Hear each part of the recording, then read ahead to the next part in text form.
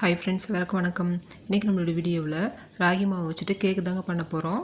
இதுக்கு முன்னாடி நம்ம வீடியோவில் ராகி புட்டு, இடியாப்பம் இந்த மாதிரிலாம் ராகி மாவு வச்சுட்டு பண்ணியிருக்கோம். இன்றைக்கி வித்தியாசமாக ராகி மாவு வச்சுட்டு ரொம்பவே ஹெல்த்தியாக கேக் பண்ணியிருக்கோம். வீட்டில் இருக்க பசங்களுக்கு இந்த மாதிரி செஞ்சு கொடுக்கும்போது அவங்களுக்கு தெரியாது ராகி மாவில் தான் செஞ்சுருக்குமா என்னென்னு. வீட்டில் இருக்க எல்லாருமே சாப்பிட்லாங்க.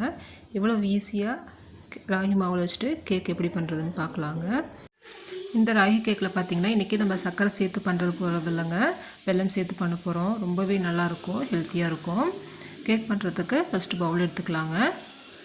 இதில் 1 கப் அளவுக்கு வெல்லம் எடுத்துக்கலாம். நான் வந்து மண்டை வெல்லம் வந்துட்டு நல்லா பவுடர் பண்ணிவிட்டு சேர்த்துருக்கேன். இதோட 1/4 கப் தயிர் சேர்த்துக்கலாம்.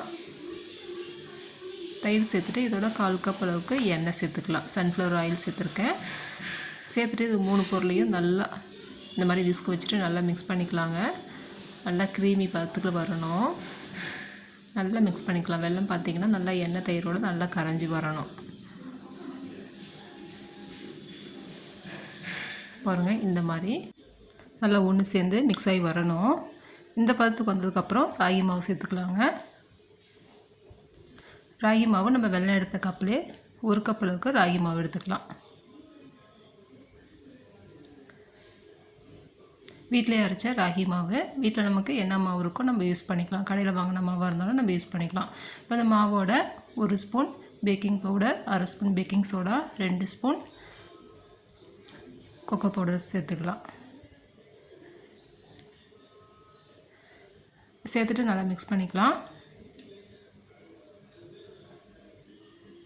இதோட பார்த்திங்கன்னா 1/2 ஸ்பூன் வெனிலா எசன்ஸ் சேர்த்துக்கலாம். சேர்த்துட்டு மிக்ஸ் பண்ணிக்கலாம். வெனிலா எசன்ஸ் சேர்க்கும் போது கேக் பார்த்திங்கன்னா நல்லா வாசமாக நல்லா டேஸ்ட்டாக இருக்கும். பசங்களுக்கு நல்லா கடையில் வாங்கின ஃப்ளேவர்லேயே இருக்கும், விரும்பி சாப்பிடுவாங்க. நல்லா மிக்ஸ் பண்ணிக்கலாம். இந்த மாதிரி நல்லா மெதுவாக எல்லாம் ஒன்று சேர்ந்து வரணும். மிக்ஸ் பண்ணிக்கலாம். பாருங்கள், இந்த அளவுக்கு மிக்ஸ் பண்ணதுக்கப்புறம் நல்லா கெட்டியாக இருக்குது. இப்போ இந்த டைமில் நம்ம பால் சேர்த்துக்கலாம். 3/4 கப் அளவுக்கு நான் பால் எடுத்திருக்கேன். இந்த பாலை பார்த்திங்கன்னா கொஞ்சம் கொஞ்சமாக ஆட் பண்ணிவிட்டு மிக்ஸ் பண்ணிக்கலாம். காய்ச்சி ஆற வச்சு எடுத்துக்கலாம். பால் தண்ணி ஊற்றாமல் காய வச்சு எடுத்துக்கலாம். அதை மெதுவாக இதையும் நல்லா மிக்ஸ் பண்ணிக்கலாம். இன்னும் கொஞ்சம் கூட நம்ம பால் சேர்த்துக்கலாம். நான் 3/4 கப்பில் 1/4 கப் பால் மீதி இருந்தது. மீதியெல்லாம் நான் சேர்த்துட்டேன்.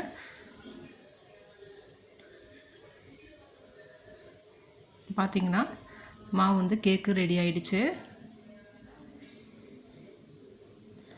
இந்த பதத்தில் தான் இருக்கணும் நமக்கு கேக்கு மாவு. இது ஒரு பக்கமாக இருக்கட்டும். கேக் மோல்டு எடுத்துக்கலாங்க. இதில் எண்ணெய் தடவிக்கலாம்.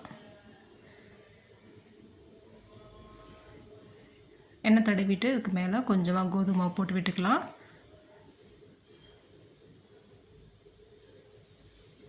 இது எதுக்காகனா கேக் வந்துட்டு வெந்து வந்ததுக்கப்புறம் அடியில் ஒட்டாமல் வரும், அதுக்காக தான். பட்டர் சீட் இருந்தாலும் நம்ம போட்டுக்கலாம். கேக் மோல்டு பார்த்திங்கன்னா ரெடி ஆகிடுச்சு. இப்போ நம்ம கலந்து வச்சுருக்க கேக் மாவு ஊற்றிக்கலாம்.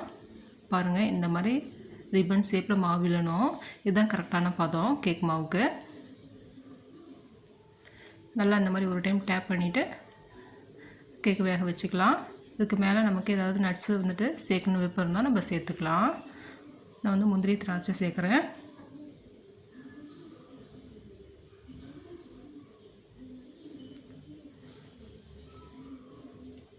இன்றைக்கி கேக் பார்த்திங்கன்னா நம்ம குக்கரில் தான் பண்ண போகிறோம். குக்கர் பார்த்திங்கன்னா ஒரு 10 நிமிஷம் சிம்மில் வச்சுட்டு ஃப்ரீ ஹீட் பண்ணி வச்சுருக்கேன். அடியில் ஒரு ஸ்டாண்ட் போட்டுட்டு நம்மளோட கேக் மோல்டு எடுத்து வச்சுக்கலாம். மூடி வந்துட்டு விசிலு பெல்ட் இல்லாமல் மூடி போட்டுக்கலாங்க. கரெக்டாக ஒரு 30லேருந்து 35 நிமிஷத்துக்குள்ளேயே நம்ம கேக் பார்த்திங்கன்னா நல்லா வெந்து வந்துடும், ரெடி ஆகிடும். எனக்கு கரெக்டாக ஒரு 35 நிமிஷம் ஆகிடுச்சு கேக் வேகிறதுக்கு. இந்த டைமில் கேக் வந்துருச்சான்னு செக் பண்ணிக்கலாம். கத்தி இல்லைன்னா ஒரு கம்பியை வச்சுட்டு செக் பண்ணிக்கலாங்க. கேக் வந்துருந்தால் இந்த மாதிரி கம்பியில் வந்து ஒட்டாது. கேக் பார்த்திங்கன்னா ரெடி ஆகிடுச்சு. ஒரு 1/2 மணி நேரம் வெளியில் எடுத்து வச்சுட்டு ஆறுனதுக்கப்புறம் சைடெலாம் இந்த மாதிரி கத்தி வச்சுட்டு எடுத்து விட்டுக்கலாம். கேக் பார்த்திங்கன்னா நல்லா உப்பி வந்திருக்கு, நல்லா வெந்து வந்திருக்கு. மோட்லேயும் பார்த்திங்கன்னா ஒட்டாமல் வந்திருக்கு.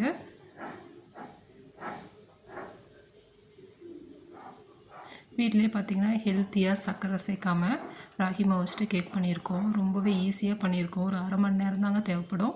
சீக்கிரமாக பண்ணிடலாம். ஸ்கூல் விட்டு வர பசங்களுக்கு இந்த மாதிரி செஞ்சு கொடுங்க, ரொம்ப விரும்பி சாப்பிடுவாங்க. ராகி மாவில் தான் செஞ்சுருக்குமா என்னென்னு தெரியாது அவங்களுக்கு. பாருங்கள் எவ்வளோ சூப்பராக இருக்குது பாருங்கள். பார்க்குறதுக்கு சாக்லேட் கேக் மாதிரியே இருக்குது பாருங்கள். கேக் பார்த்திங்கன்னா நல்லா சாஃப்டாக நல்லா ஸ்பாஞ்சியாக இருக்குது பாருங்கள். கண்டிப்பாக ட்ரை பண்ணுங்கள். ட்ரை பண்ணி பார்த்துட்டு எப்படி இருந்ததுன்னு கண்டிப்பாக கமெண்டில் சொல்லுங்கள் ஃப்ரெண்ட்ஸ். சாயந்தரம் பசங்களுக்கு ஸ்கூல் விட்டு வர பசங்களுக்கு இந்த மாதிரி டீ டைமில் செஞ்சு கொடுங்க. வீட்டில் இருக்க எல்லாருமே சாப்பிட்லாம். சின்னவங்களது பெரியவங்கள எல்லாருமே சாப்பிட்லாங்க. ரொம்ப நல்லாயிருக்கும். ஓகே ஃப்ரெண்ட்ஸ், இந்த வீடியோ பிடிச்சிருந்ததுன்னா லைக் பண்ணி ஷேர் பண்ணுங்கள். நம்மளோட வீடியோ புதுசாக பார்க்குறீங்கன்னா கண்டிப்பாக சப்ஸ்கிரைப் பண்ணுங்கள் ஃப்ரெண்ட்ஸ். தேங்க்யூ.